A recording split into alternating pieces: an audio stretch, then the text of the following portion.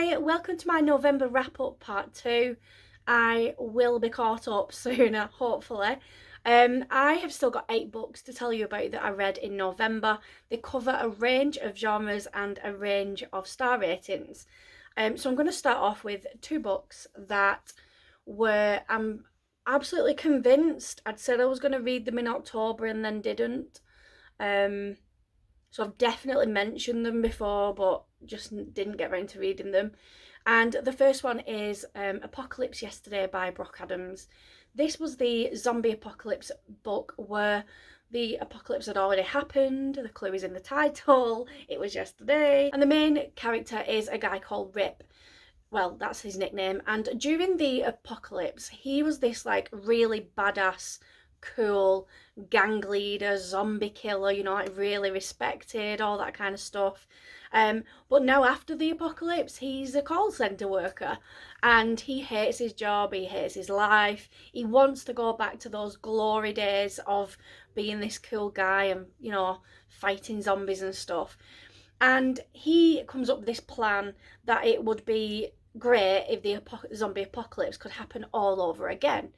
And so he convinces his friends, who are also just as idiotic as him, to help him steal a zombie from a government research facility so that they can release it, and then, you know, the apocalypse will happen again. This book ended up being 3-star for me, and that's because it was just very meh. I didn't hate it, but I didn't love it. I really didn't like the characters. I couldn't connect to any of them.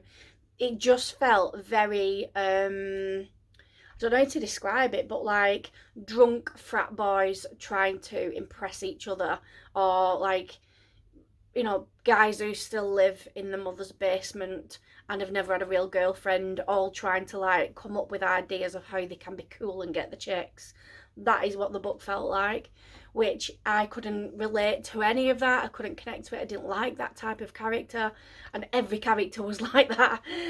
So yeah, I didn't enjoy this book at all.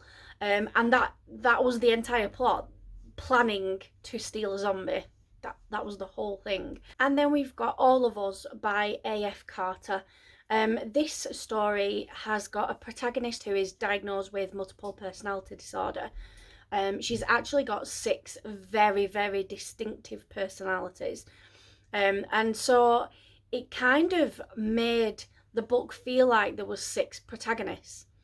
Because every single personality had obviously a different name, a different way of dressing, a different behaviour, a different way they thought about things, different interests, all that kind of stuff.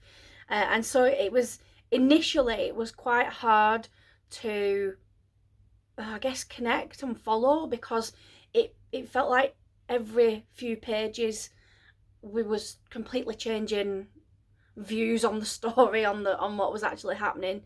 And you're trying to connect to a different character and then you have to swap again, and so it took me a while to get into. By the end, it ended up being another one of those books that I didn't hate, but I didn't love. So again, this was another 3-star. It was a thriller, and it follows the storyline of this woman who is the protagonist. When she was younger, she was sexually abused by her father. Her father then ends up going to prison for it, and then once she's an adult and, you know, she's getting on with her life, he is released from prison. And then it's like within a couple of days of him being released from prison, he's found murdered, and she becomes the #1 suspect. And the police have to try and figure out if it was her or any of her personalities that had done it. And the problem is that none of the personalities can remember what the other ones have done when they were in control.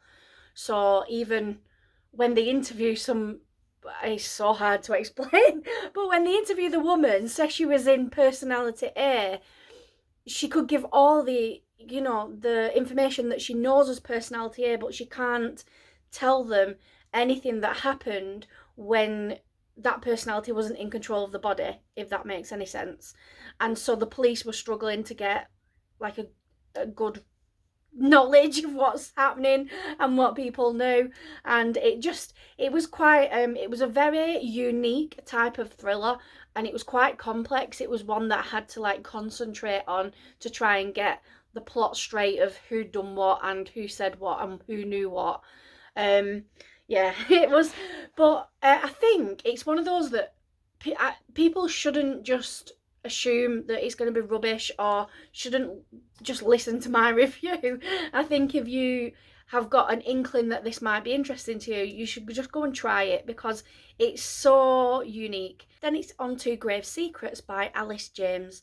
This was said to be a bit like Agatha Raisin meets Suki Stackhouse. I thought that this was a cosy mystery going in, but it's not. I would say it's more like a paranormal romance, possibly comedy. I'm not sure. So basically, we've got a young woman called Tony. She is a necromancer, so she can raise the dead, and she does do that. Almost every night. She goes to the local graveyard, she raises the dead, she has a conversation with them, then she frees them back into the afterlife or whatever, and then she goes home. It's like her hobby, maybe. And then she comes across a new vampire in town. Now, in this setting, or in this world, vampires are known about, and they're basically just other citizens within society, albeit citizens with blood-sucking tendencies. And there's like this instant attraction with this vampire, and then she ends up getting into a relationship with him, but then there's also like this vampire war going on within the hierarchy of the vampire society, and she ends up being dragged into that, and then somebody who she's friends with gets murdered, and she's trying to investigate to see if it was this rival gang of vampires. And yeah, it's just basically a hot mess. The whole book is a hot mess. It was quite entertaining. I did give it 4 stars. I really wanted to like it more than that before I went in, but I think it was just the thing that put me off was the insta love. Like, they met and they were just obsessed with each other straight away, this vampire and Tony, and they declared the love within a couple of days, and it just, I didn't like that part of it. It didn't feel realistic as much as it can be realistic within a vampire paranormal book. I don't know. But yeah, I don't like instant love at all. I hate that trope, and that is the one thing that took a star off it for me, that brought it down to 4 stars. But I would still definitely read the rest of the series when they come out, so I guess it didn't disappoint me too much. Next up, Mother Loves Me by Abby Davis. This was a debut thriller. I think it had only just come out roughly around when I read it. It was brilliant. I gave this book 4 stars, so it was a really good thriller. It follows a girl called Mirabelle and her mother. You only get the name of the mother right towards the end. She's just known as Mother throughout most of the book. Now, Mother treats Mirabelle like a doll, basically. She puts on all this elaborate makeup, does her hair, puts her in pretty dresses, all that kind of thing. Mirabelle is never, ever allowed to go outside of the house. In fact, she's not even allowed to look out of the windows and things like that. She's just kept hidden, basically. Mother has told Mirabelle that she has an extremely severe allergy to sunlight, and so she can't ever step foot out of the house. However, on Mirabelle's 13th birthday, Mother arrives home with a new sister called Clarabelle, who is 5 years old, and suddenly Mirabelle goes out of favour. Clarabelle is being treated like a little doll now. Mirabelle is being abused, as in physically, mentally, emotionally, that kind of stuff. She's being starved and beaten, things like that. And Clarabelle was rescued by Mother from the outside world and from mean parents, which coincidentally is how she got Mirabelle. She also rescued her from mean parents in the outside world.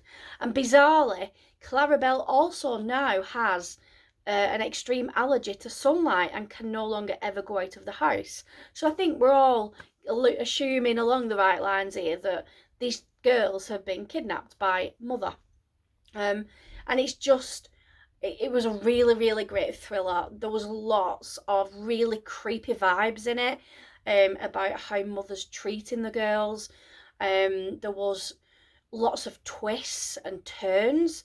There was like a few really shocking revelations, and then it just all turns crazy towards the end, and it was just like non-stop action, and your heart is in your mouth. And yeah, it was really, really good. Really recommend that one for thriller lovers. And then we're on to The One by John Mars.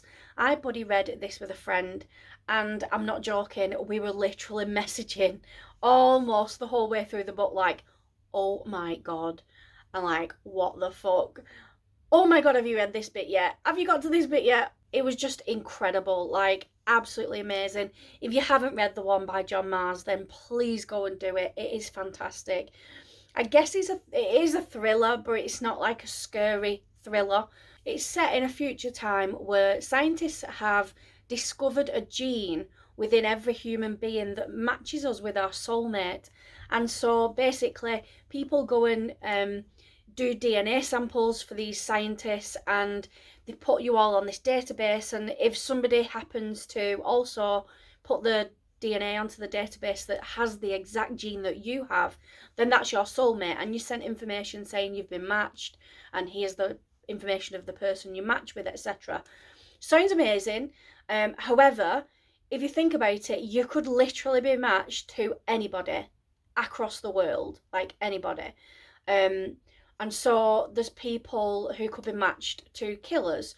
There's people who could be matched to other people who've got, say, terminal illness. There's people who could be matched to other people of the same gender, even though they aren't of that sexuality. And so it just gets really complicated. And then there's things like, well, what if you're already in a marriage and you're happy and you've got children, but then you found out you've been matched? Do you then leave that family or break up the relationship to go and be with your match? So there's a lot of like complications to it. And we follow several different couples. I can't remember how many at the moment, but you follow them on their journey of getting the match, meeting up with the match, and then what happens afterwards. And every couple is completely different. The stories are totally different. From what I remember, none of them like meet up or intertwine. They're all completely separate, I guess, case studies of what happens when you're matched. But it is absolutely fantastic. The chapters are really short, and so by that I mean like some chapters are 2 or 3 pages, and it just keeps you flipping through that book. I could not put it down. It was amazing. I'm convinced every single chapter ended on a cliffhanger. I had definitely a book hangover reading that because I couldn't put it down until the early hours of the morning. And then I was incredibly pleased to receive an art copy of Why Mummy's Sloshed by Jill Sims. This was the 4th and final instalment of the Why Mummy series.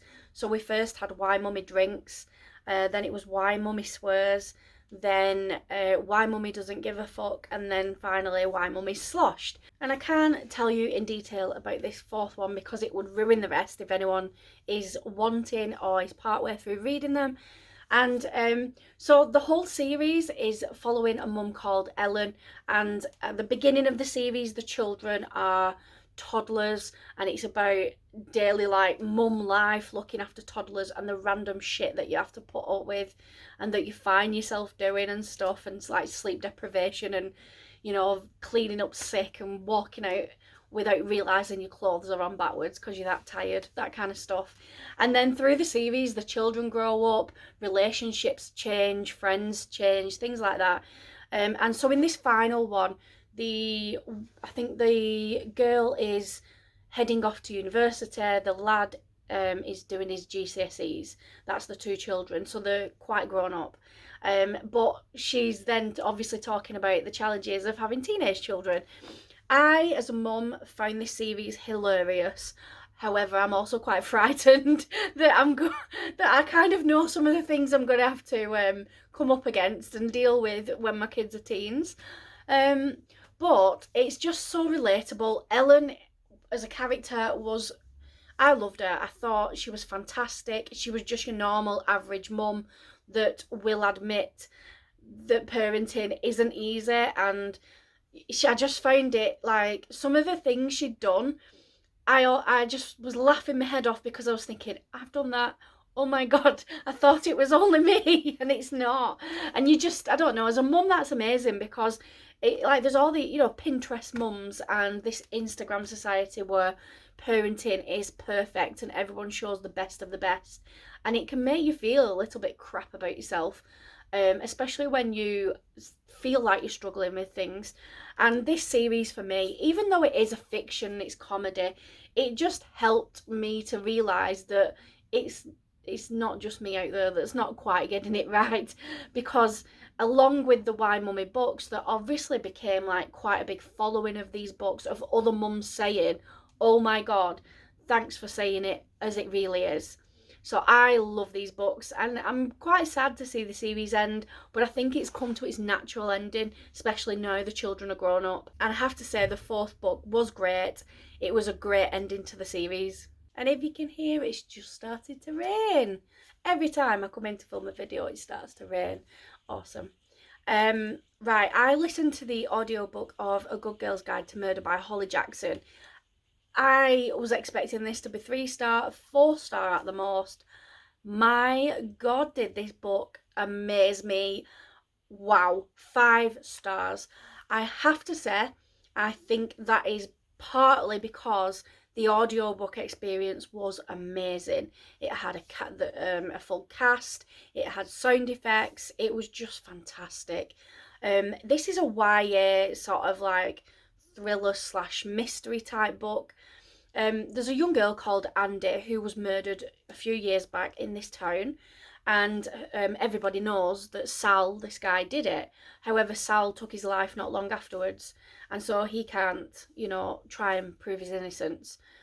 Then we follow in the story a girl called Pippa who decides that for one of her school projects she's going to investigate Andy's murder and try and see if Sal really did it or whether she can prove his innocence. And that's basically the plot. We just then follow her doing her investigation, speaking to different people, researching things on the internet, blah blah blah. She starts timing things, whether he could have got from where he said he was to where the murder happened and in that time, or all sorts. It's absolutely fantastic. So well written. I thought the characters were absolutely fantastic.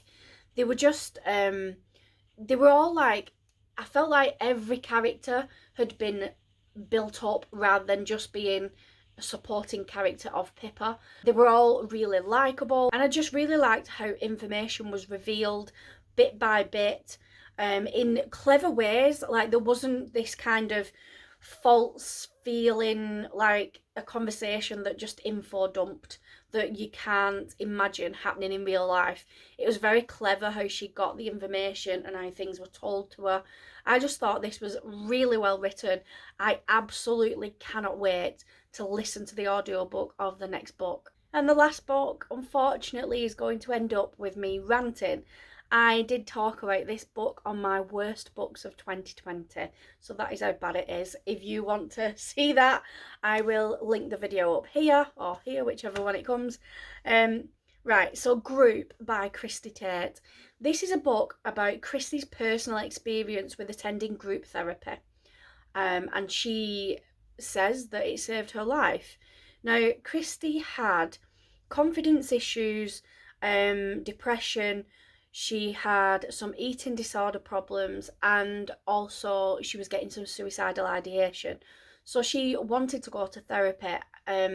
Somebody recommended group therapy and she thought she'd give it a try. Unfortunately, I think unfortunately, the therapist she went to was just disgusting. Christy talks about the things that were said and done in therapy, the things that she was told to go away and work on before the next session, the other patients that were there, things like that. So we do get quite a lot of information. I personally believe that the relationship between the therapist and all of his patients was abusive. It was absolutely sickening, the things that he was telling them to do. I just found it like incredible, in a horrid way, how he managed to turn everything round so that it was focused on himself and sex, basically. So one of the examples that I've talked about in the other video and in my written review is that one of the other patients, she had depression, and she talked in group therapy about losing her sex drive. And so the therapist, he would give prescriptions to people. Now, not prescriptions as in medication, prescriptions as in things that they had to go and do to try and help how they were feeling. So his prescription to this woman who was depressed was that it was the antidepressant that was making her lose her sex drive, and that to feel better, she should stop taking the antidepressant and instead place the antidepressant pills between her toes whilst she was having sex with her husband. Now, if that does not ring massive alarm bells for people, I don't know what would, because the logical thing would be, right, okay, you're getting side effects from possibly your antidepressant or your other medication. Why don't we speak to your doctor who prescribed it and ask if there's other alternatives you can try that may help relieve those symptoms? Not stop taking antidepressants, and definitely not put them between your toes whilst you're having sex. That is just ridiculous. And then when people would talk to me about problems, like I'm struggling to find a partner, I'm struggling to find a decent man that I want to be in a relationship with, he would say things like, well, that's because you're obsessed with me, and that's because you're comparing every man to me, and they're never going to be as good as me. And it was just so narcissistic. It was horrible. I hated the book. I hated every single word of this book. I don't understand how it's published. It's abusive, it's horrible. I just don't understand how this man is working as a therapist, and I don't understand how Christy herself could have felt that it helped her in any way. I honestly didn't see it at all throughout the book. It just felt really, really uncomfortable reading it. I would not recommend this book to anyone at all, ever. And if I could have given it 0 stars, I would have done, but 1 star it was. And so that finishes off my November wrap up. I am going to try and fit in December's wrap ups before the end of January so that I'm all caught up. Thank you for bearing with me, and I will see you all soon in another video. Bye.